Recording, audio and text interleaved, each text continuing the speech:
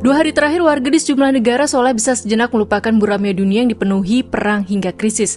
Mereka bisa menikmati indahnya warna-warni fenomena aurora di langit. Jumat dan Sabtu 10 hingga 11 Mei 2024, badai matahari memicu pertunjukan langit non-spektakuler, yaitu aurora di berbagai tempat di bumi.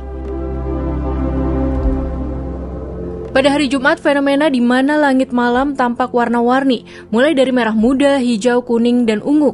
Terlihat mulai dari Mont Saint-Michel di pantai Perancis hingga Payet, Idaho. Aurora juga terlihat di Jerman, Swiss, Cina, Inggris, Spanyol, bahkan hingga Pulau Tasmania dan sebagian wilayah Australia di belahan selatan bumi.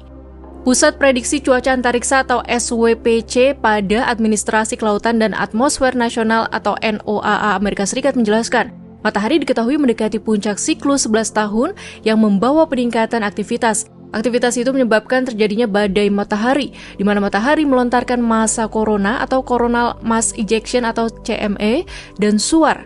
Menurut NOAA, CME pertama terjadi pada Jumat 10 Mei 2024 pukul 16.00 waktu setempat. Adapun materi partikel bermuatan yang terlontar dari matahari itu saat tiba di bumi akan menumbuk medan magnet bumi yang melingkupi planet bumi. Setelah tumbukan, partikel matahari akan diarahkan oleh medan magnet bumi untuk bergerak sesuai garis medan magnet bumi menuju kutub utara bumi atau kutub selatan magnet bumi. Selain itu, ketika partikel berenergi tinggi itu berbenturan dengan partikel di atmosfer bumi, maka partikel di udara khususnya nitrogen akan terionisasi. Proses ionisasi inilah yang akan mewujud dalam garis cahaya warna-warni di langit yang disebut aurora itu.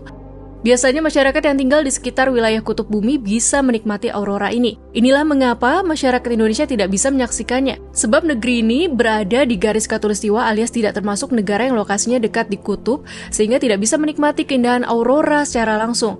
Penampakan aurora lebih banyak terjadi di belahan bumi paling utara sehingga sering disebut cahaya utara atau aurora borealis. Namun penampakan cahaya juga sesekali terjadi di ujung paling selatan bumi yang disebut aurora australis. Meskipun menimbulkan penampilan cahaya spektakuler, lontaran massa korona juga menimbulkan radiasi elektromagnetik hingga menjadi badai geomagnetik. Badai matahari yang terjadi pada Jumat kemarin menurut NOAA mencapai kondisi geomagnetik tingkat 5 atau G5 atau yang tertinggi dalam skalanya. Fluktuasi medan magnet yang terkait dalam badai geomagnetik berpotensi mengganggu arus listrik pada saluran transmisi tegangan tinggi.